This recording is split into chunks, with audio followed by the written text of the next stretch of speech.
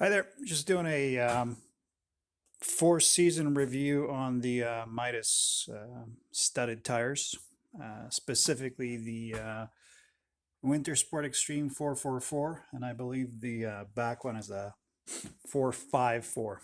So these are the ones with, you can see the multiple studs on the center knobs.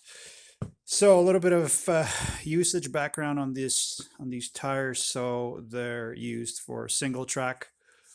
Usually I ride about 30 to 40 hours per season, the winter season, depending on conditions. So we typically don't ride below minus 15C, just not pleasant, hands, feet, that sort of thing. So um, one thing before I even start off, the reason this tire looks the way it looks is my misunderstanding of tire pressures for the wintertime. So in the summertime, on my summer set, I run tubeless, so I run anywhere between 2 to 6 psi both front and back, so that gives me excellent traction. So I was kind of going with the same thinking. So what started happening, as you can see, I already attempted to fix the outside knobs here, but kind of zooming in, you can see all the outside knobs.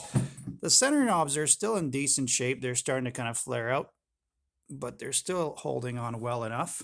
But the outside knobs, because of the low pressure, the knobs started rocking, and these studs are kind of mushroom shaped. So they're I believe the way they do them is they're put in under pressure with glue and with a little bit of heat, and the mushroom kind of sinks in around the into the knob. So you can see, I think I counted, I want to say about four actual studs like this one that stayed behind just on the outside.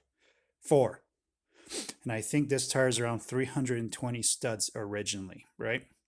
So let me just flip it over here and I'll show you the other side that hasn't been fixed.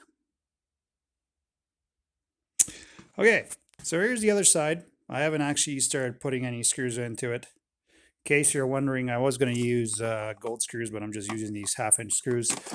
Now, the biggest problem with these is the diameter. Focus.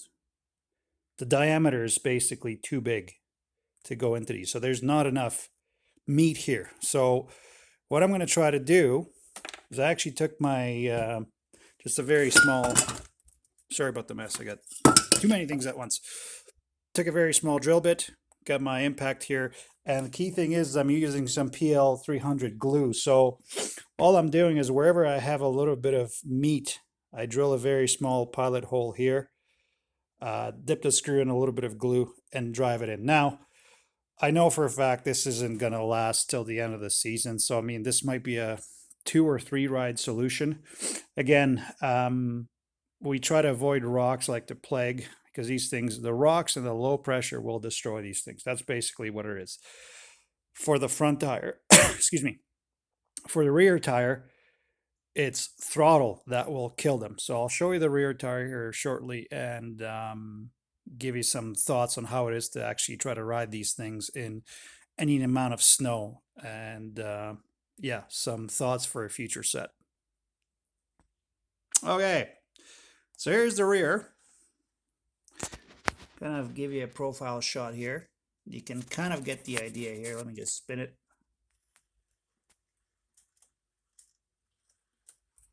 You can see these knobs here. Where's my bloody finger? Right here. Those are just nubs.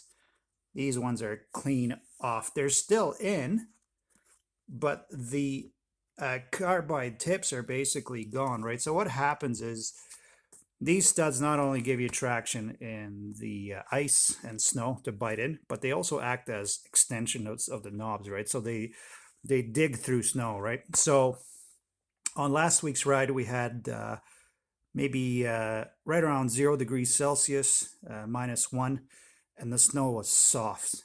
And the front tire would try to fold. So you're trying to keep up the front end from folding and coming out from underneath you. And the back end was doing the exact same thing. Whenever you gave it gas to say to preload over a log or a root or whatever, it would just spin up. And then your timing's off, everything's off. So you're fighting the front, you're fighting the back. It was an absolute pain in the ass. So there's no fixing this rear tire. It's absolutely toast. And I mean, before everybody gets on, I mean, then probably the two of you that will comment about throttle and everything else I got, I ride for grip. So this is a 250 TE TPI, and I'm always lugging this thing for grip. So high gear, like a third, fourth gear through single track, no high revs, because high revs will get you absolutely nowhere in the wintertime. So it's not really throttle application.